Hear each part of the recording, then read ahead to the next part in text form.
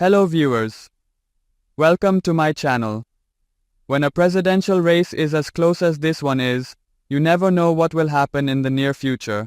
However, it is likely that the two campaigns are settling into a fierce battle in which the winner will be determined by late appeals to swing voters and, most importantly, voter mobilization strategies. The one presidential debate between Kamala Harris and Donald Trump, as well as the one vice presidential debate, are probably the only ones we will see, and there are no indications that either debate had any lasting impact on the race. Although Hurricane Helene made a terrible path through several states, including two battleground states, the storm occurred sufficiently far in advance of Election Day that voting infrastructure and preferences should largely recover. Although there is a possibility of a larger war breaking out in the Middle East, neither of the candidates is responding to the possibility of an Israel-Iran conflict in a manner that would be likely to shift votes in favor of the other. Despite the fact that individual polls vary as they always do, there is what can only be described as gridlock between Harris and Trump both nationally and in the battleground states. Harris currently leads by 2.8%, 48.6% to 45.8%, in the national 538 polling averages. She was ahead 3% a month ago. The day after the Democratic convention ended, she had a lead of 3.7%, which was her biggest lead since becoming the Democratic nominee. There is now no indication that her strong performance, or, if you'd rather, her opponent's meltdown, in the debate with Trump on September 10th, provided her with any significant bounce at all. Her modest bounce from the convention soon dissipated. There is no reason to believe that the Vance-Walz debate will have any effect either, given perceptions that it was basically a draw and the lack of evidence that VP debates ever matter. National poll trend lines also don't show a lot of change. The race is tied according to the most recent polls from three major outlets: Quinnipiac, CNN, SSRS, and New York Times Siena. Polls that show a slight advantage for one candidate are showing the same advantage over time.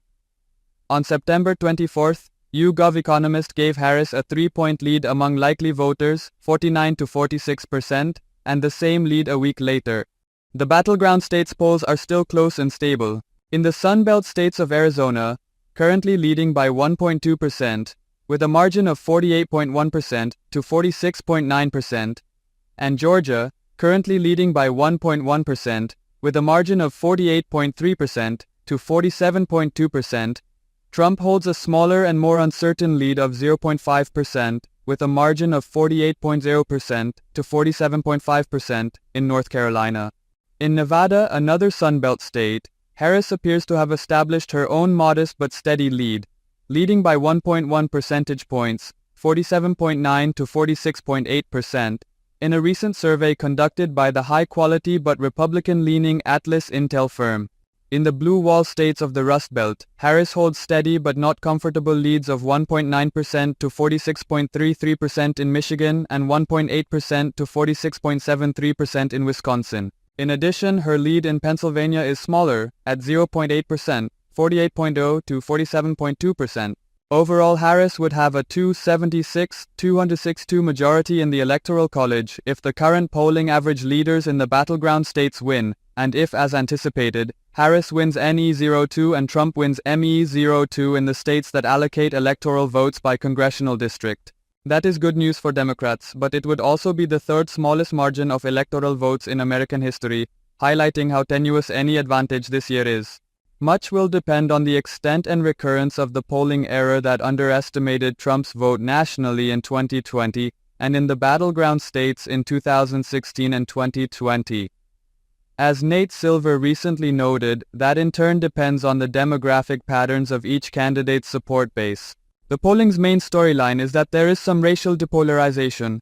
Harris is polling worse among Black, Hispanic, and Asian American voters than Biden did 4 years ago, but slightly better among white voters. Because of this, polls predict that Trump will win Georgia, for example, but that Harris will outperform Biden in states with a lot of white voters, like Wisconsin and the 2nd Congressional District in Nebraska. It all adds up to races that are very close in all of the battleground states, and a race that is close enough on the national stage that it is difficult to say which candidate has an advantage. In Silver's complex forecasting model, Harris currently has a 57% chance of winning, which is higher than Trump's odds because Trump has focused on poll watching and other efforts to make a case for changing the outcome after the election.